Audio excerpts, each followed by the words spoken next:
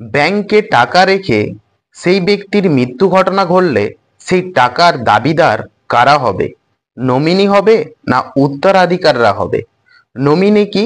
আপনি যখন অ্যাকাউন্ট খুলছেন ব্যাংকে, আপনি অ্যাকাউন্ট হোল্ডার হিসাবে একজন নমিনির নাম রাখছেন।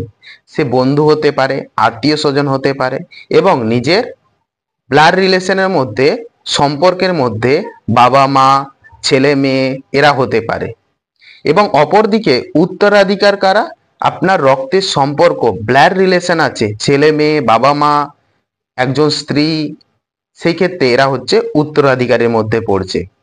এবং সেই অ্যাকাউন্ট হোল্ডারের যে অ্যাকাউন্টটা খুলেছে, একজন ব্যক্তির মৃত্যু ঘটনা ঘটেছে, সেই টাকার দাবিদার কিন্তু নমিনি টাকাটা রিসিভ করবে, শুধুমাত্র টাকাটা তুলবে।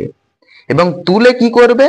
যারা উত্তরাধিকার আছে, মানে রক্তের সম্পর্ক যারা আছে, বাবা মা আছে, স্ত্রী আছে, তাদেরকে টাকাটা ভাগ করে দিবে, তাদের টাকাটা তাদেরকে দিয়ে দিবে। নমিনি, একজন যদি বন্ধু যদি নমিনি করে রাখেন আপনি, সেই বন্ধু টাকাটা দাবিদার করতে পারবে না, সে টাকাটা নিয়ে নিতে পারবে না, সে টাকাটা শুধু ব্যাংক থেকে রিসিভ করবে, ব্যাংক তাকে টাকাটা বুঝিয়ে দিবে। এবং উত্তরাধিকারীরা সেই টাকার দাবিদার হবে, সেই টাকাটা তারাই ভোগ বিলাসিতা করতে পারবে।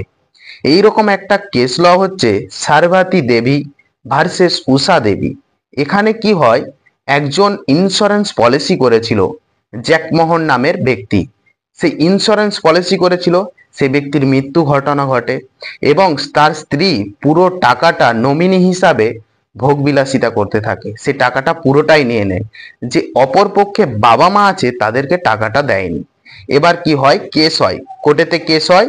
কেস কিন্তু লোয়ার কোর্ট সেই স্ত্রীর পক্ষেই রায় দেয়। পরবর্তীকালে সুপ্রিম কোর্টে যখন মামলাটা যায়, সুপ্রিম কোর্ট, মহামান্য আমাদের সুপ্রিম কোর্ট, সেই সুপ্রিম কোর্ট বলে যে স্ত্রী এবং একজন ছোট্ট মাইনর ছেলে ছিল সে দাবিদার এবং বাবা মা দাবিদার।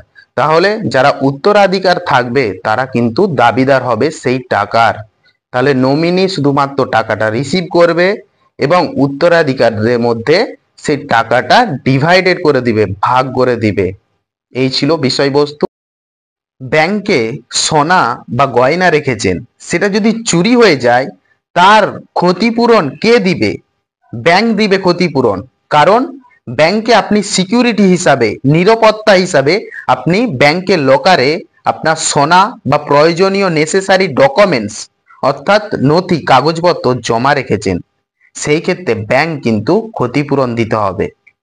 এটা হচ্ছে আরবিআই এর রুলস, আরবিআই এর হচ্ছে গাইডলাইন।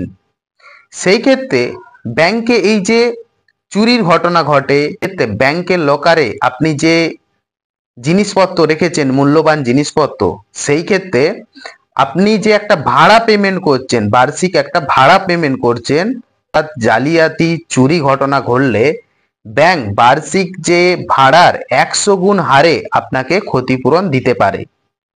এবং এই ব্যাংকের মধ্যে যদি প্রাকৃতিক দুর্যোগ এবং বিপর্যয় ঘটে, প্রাকৃতিক দুর্যোগ বিপর্যয় কি?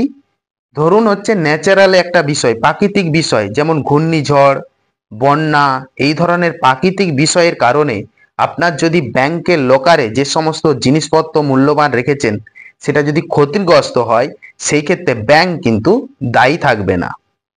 চুরি ঘটনা, সেই ক্ষেত্রে ব্যাংক কিন্তু দায়ী থাকবে। এবং ব্যাংকের মধ্যে আপনি বেআইনি জিনিস, ঠিক আছে, আইন নিষিদ্ধ যেটা, সেই জিনিস কিন্তু আপনি রাখতে পারবেন না।